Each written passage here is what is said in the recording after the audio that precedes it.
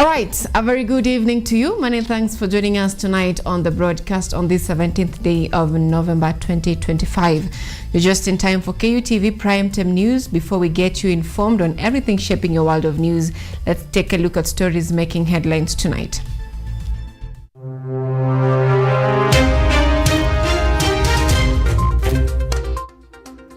Thousands of Kenyans turn up for the nationwide police recruitment exercise, with the National Police Service targeting about 10,000 new recruits.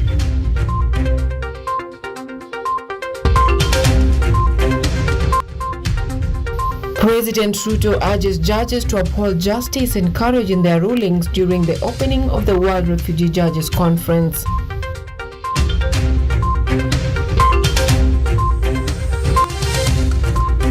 Universities and the private sector partner to tackle youth unemployment through AI-driven technology and innovation.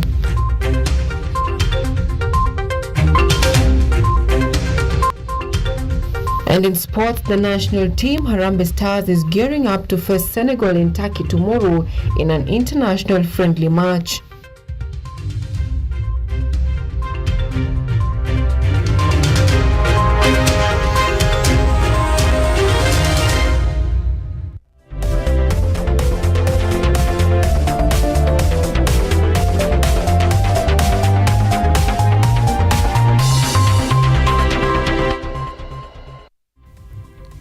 This is KUTV Primetime News with Anyango, Sylvia.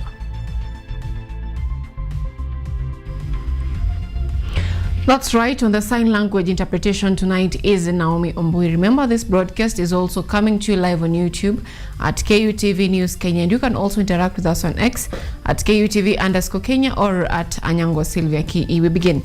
Now, the National Police Service, NPS, has today launched a nationwide police recruitment exercise across 427 centers, an exercise set to take place for only one day, with thousands of Kenyans turning up to participate. NPS aims to recruit about 10,000 officers. Recruits underwent rigorous physical and medical examinations under the supervision of recruitment officers to determine whether they are fit for training. This recruitment comes after a dispute between the National Police Service, NPS, and the National Police Service Commission, NPSC, over who has the legal authority to oversee police recruitment. However, the Employment and Labor Relations Court granted the Inspector General the authority to conduct the recruitment.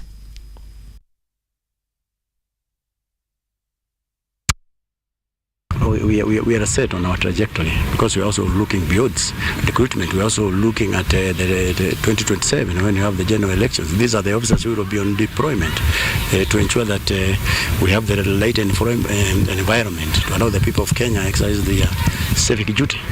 Then, and many others, to ensure that our country remains safe and secure. Now, President William Ruto has called on global judges to formulate strong and responsive international laws to address the needs of migrants. He said the integrity of refugee and migrants system can only be maintained through a combination of robust legal frameworks, better judicial appreciation of migration dynamics, and African-led solutions. Speaking at the official opening ceremony of the 14th Conference of the International Association of Refugees and Migration Judges here in Nairobi, President William Ruto has made a direct call for judges to balance legal rigor in their judicial duties. Through cooperation and knowledge sharing, judges can develop a consistent global jurisprudence that ensures fairness no matter where the claim is heard. Justice must not depend on geography or chance.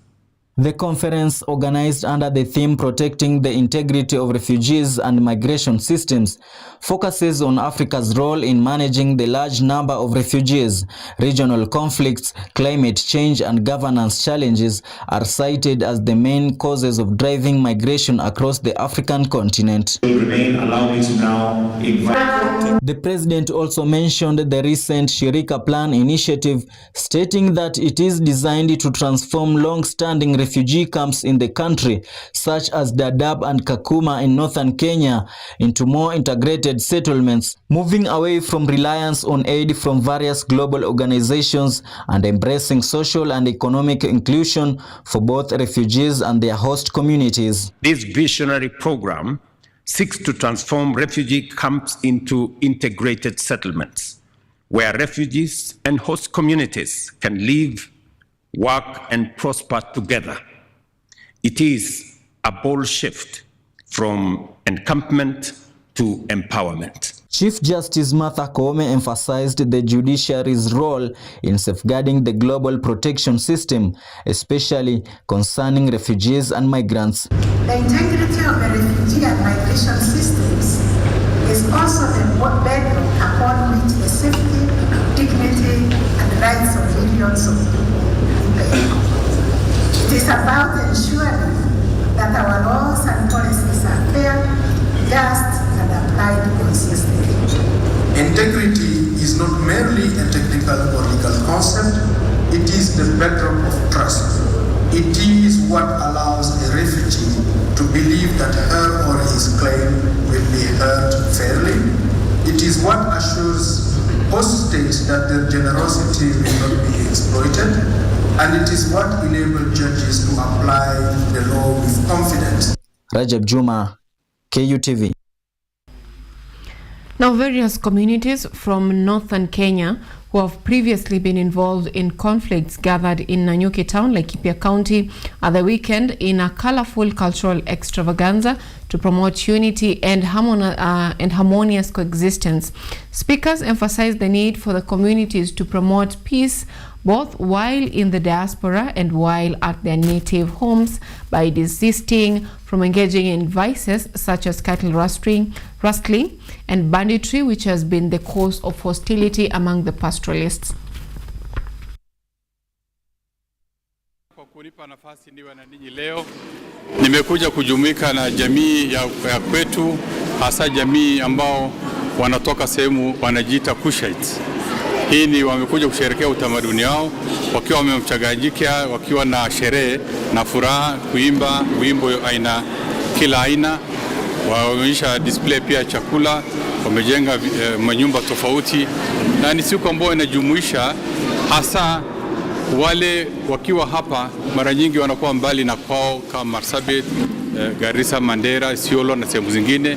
Leo wamekuwa hapa kuonyesha utamaduni yao na pia kufunza watoto wao ya kwamba hawa wakiwa wanaishi hapa Nanyuki pia waelewe lugha, waelewe utamaduni, jinsi ya kuvaa, jinsi ambao wanaweza kuwa pamoja. Hiyo ndio imetuleta hapa na nina furaha zaidi kuungana na hawa, na ujumbe wetu ni moja tu, wakiwa hapa waishi kama wana Kenya, lakini pia watunze na walinde utamaduni yao kwa faida ya watoto wao kwa siku za baadaye. Kwa mambo yote ambayo inahusu maisha yao ni vizuri washirikiane, hasa wenyewe na washirikiane na jamii hapa, ili waweze kutambulika na waweze kuonekana, waweze na furaha na waweze kujitahidi na kuchukua nafasi ya vio tofauti sehemu ambao wanaishi.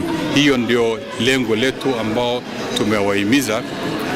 Wasiwa wanaishi hapa kama wageni, waishi kama wenyeji, lakini wenyeji wakiwa na utamaduni na wakiwa na nafasi na fursa kushindana na kufanya biashara na kama Wakenya wengine. Hiyo ndio jambo imetuleta hapa. Pia na pongezi baadaye, lakini wakae na jamii wale wengine ambao wanaishi pamoja, kwa sababu umoja ndio nguvu. Now, a coalition of women's organization in Mombasa has successfully raised 10 million Kenyan shillings to support medical services for women and children in Gaza, an area heavily affected by war. The women have appealed to Kenyans and donors from various countries to show compassion and humanity towards the victims. The chairperson of Voice for Palestine, Ahmed Sharif, said Gaza continues to experience massive destruction, leading to numerous deaths, displacement, and loss of hope. He highlighted that more than 30,000 children have been left orphaned, while approximately 165,000 people have received treatment for injuries.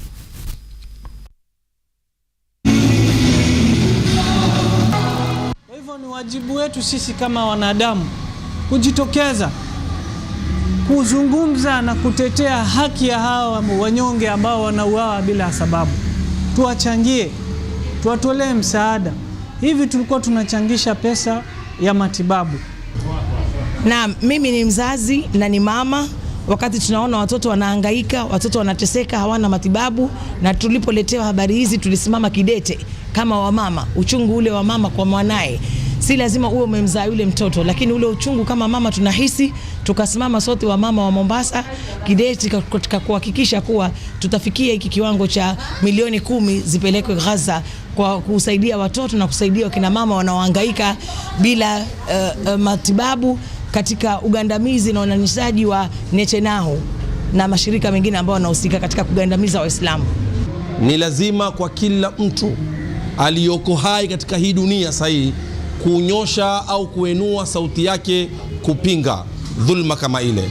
Iwapo tutanyamaza, mauaji kama yale yaendelea, dhulma kama ile yaendelea, itaweza kutuathiri mpaka kwetu huku leo mauaji kutokea na tutaweza kunyamaza. All right, now on that note, we are taking the very first break on the broadcast tonight. Stay with us.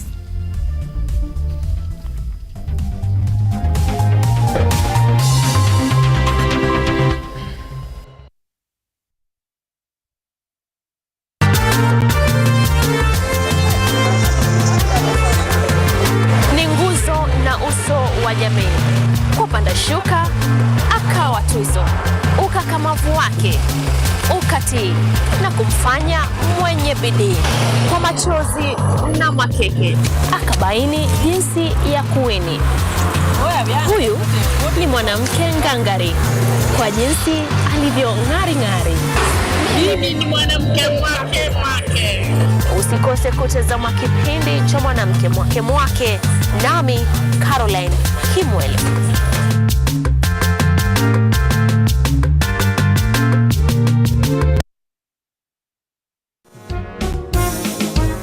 A new era, a new people.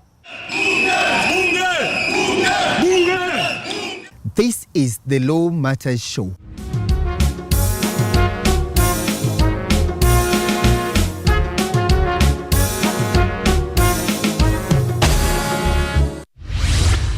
A program that brings you legal sensitization on your television. My statement is written and just the quote to the prosecution. I think that this loss is a setback for Raila Odinga.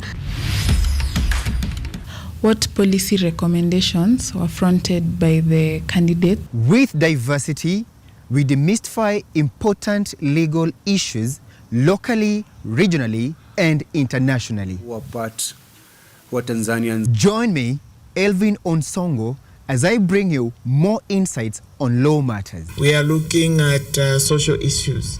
What is the problem? Is it the economy? Is it... Law Matters Show, creating awareness, advocacy, and enhancing lives.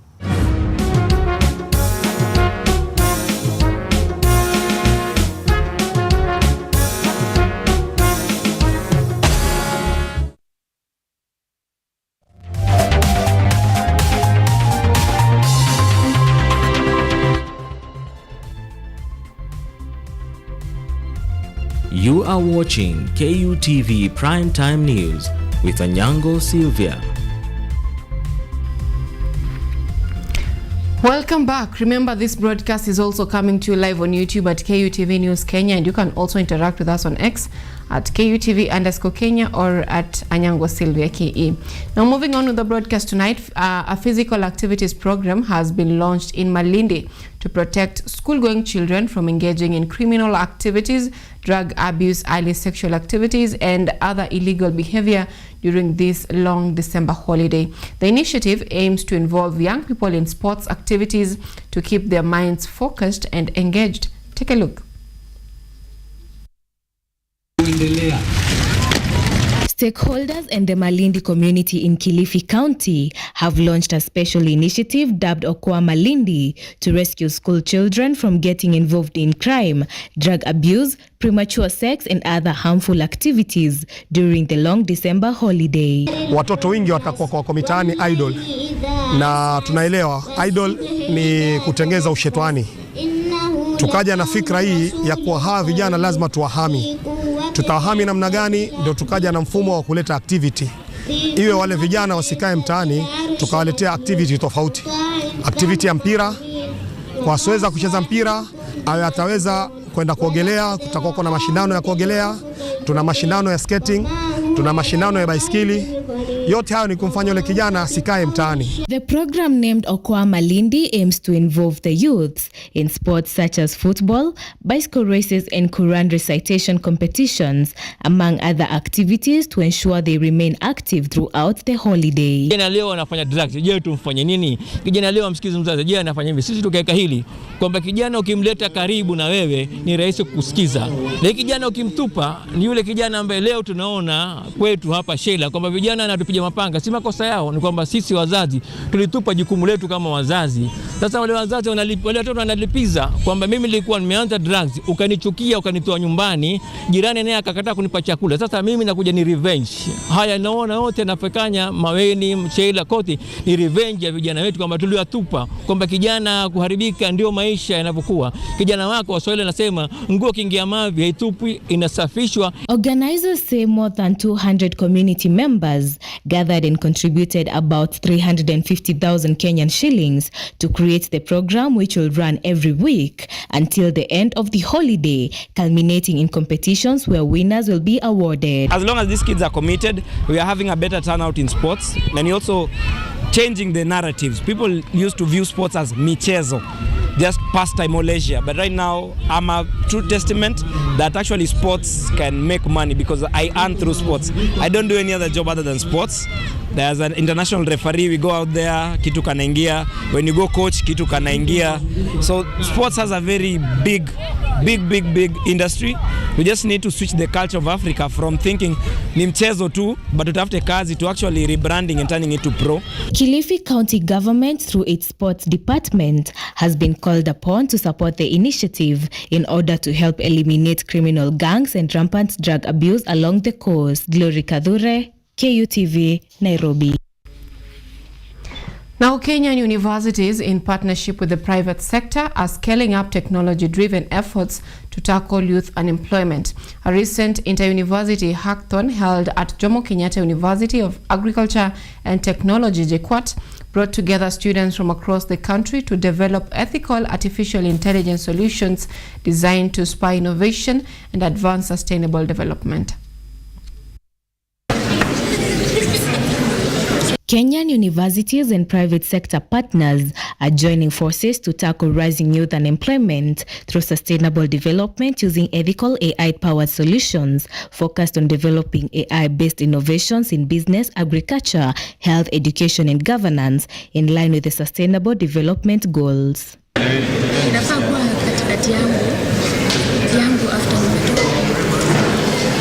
Professor Anthony Waititu, a lecturer at JKUAT, emphasized that such platforms bridge the gap between academic and industry by enabling students to apply theoretical knowledge to real societal challenges. He added that innovation programs keep the youth constructively engaged, reducing exposure to drug abuse and crime. It's first to keep these young people busy because they are talented, they have the energy, they don't know where to take it. So if you involve them in a positive way through innovation, they are busy day and night, and through that they sharpen their skills. These people have a lot of time and energy. So if you don't involve them positively, then they find themselves idle, and that's how they slowly drift into the vices like drug abuse and alcohol. So we believe that through this hackathon and other initiatives by other scholars, we are able to engage our students positively and the youth, and through that we save them from that self-destruction route. We are coming. On the other hand, Zehele Hatinde, Senior Manager of Sales and Marketing at Adapt It in South Africa, praised participants' creativity and affirmed the industry's commitment to nurturing promising ideas. What we are hoping to do or achieve with the innovations that we've seen today is for us to come in to collaborate with the respective students, see how we can co-create or improve, the developments that have been created this year. We've got the capacity, we've got the ability for us to be able to expand the developments that have been done today. So student innovators led by Alvin Waweru and Maureen Wanjala reported increased confidence and called for more funding to advance their projects. The event, sponsored by multiple corporate partners, awarded medals, trophies, cash prizes, and even immediate job offers to outstanding participants. We have had a great experience here of the Innovation Week, where all students came with the innovation and ideas to be able to try and solve a problem that is currently faced in the world. So the students have been able to interact with industry experts, gaining insights, which has enabled us to actually soften and polish our skills and ideas so that we can generate more ideas and also move our ideas to the next level. When we get support from the government, the private sectors like the funders who has supported hackathon to go through to support us through Wazi AI, I'm sure that we will bring up more knowledge to the citizen.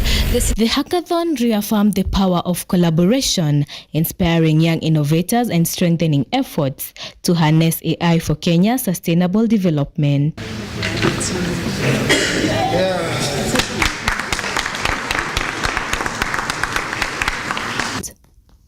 Lori Kadhure, KUTV, Nairobi.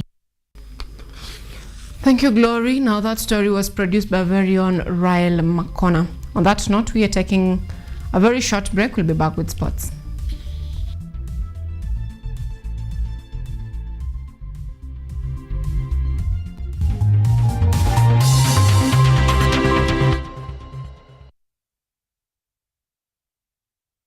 Are you an aspiring media practitioner, a graduate, or you just want to advance your skills in television production?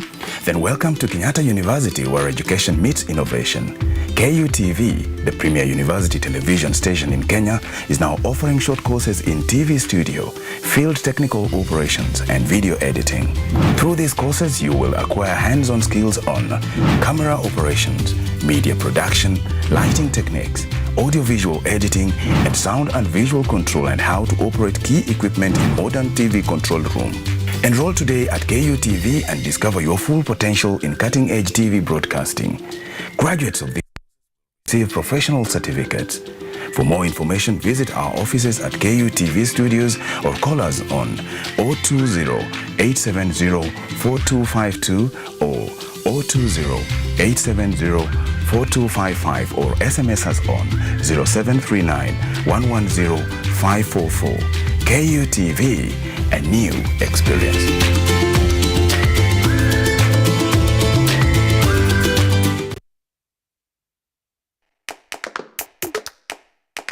Badala ya kutafuta kazi, tunaweza kuanzisha miradi yetu ambayo ingetusaidia kubadilisha maisha ya wazazi wetu. Kwa vijana wenzangu, wengi hawana kazi, lakini ikiwa sisi wenyewe tutajiamini, tunaweza kujiajiri wenyewe. Afrika kwa kweli tuna mahitaji ambayo ukiyasuluhisha unaweza kuathiri watu kwenye bara hili bila uoga.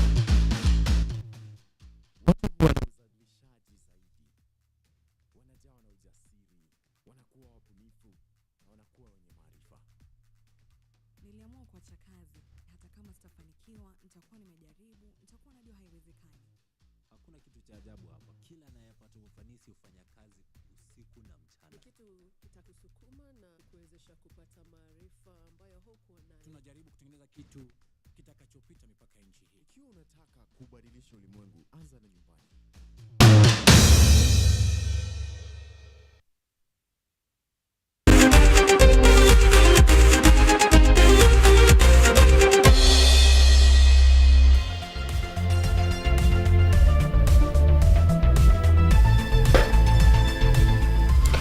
Welcome back. In sports tonight, Kenya's national football team, Harambee Stars, will face Senegal's national team, the Lions of Teranga, in a friendly match in Turkey.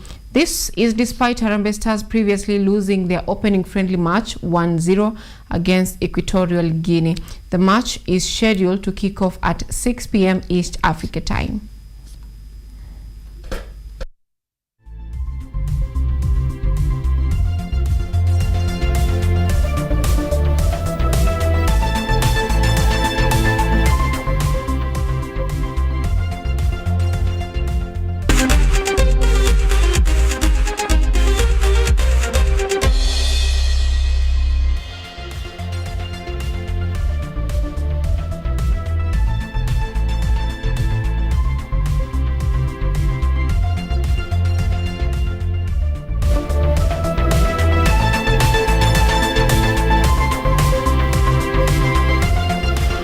Now that brings us to the end of our broadcast tonight. Thank you so much for choosing our news tonight. On behalf of the production team, today I'm only mentioning my director, Levis Ndomoto. Thank you so much for being part of us. Our sign language interpreter tonight is Naomi Ombui, and I'm Anyango Sylvia. Have a good night.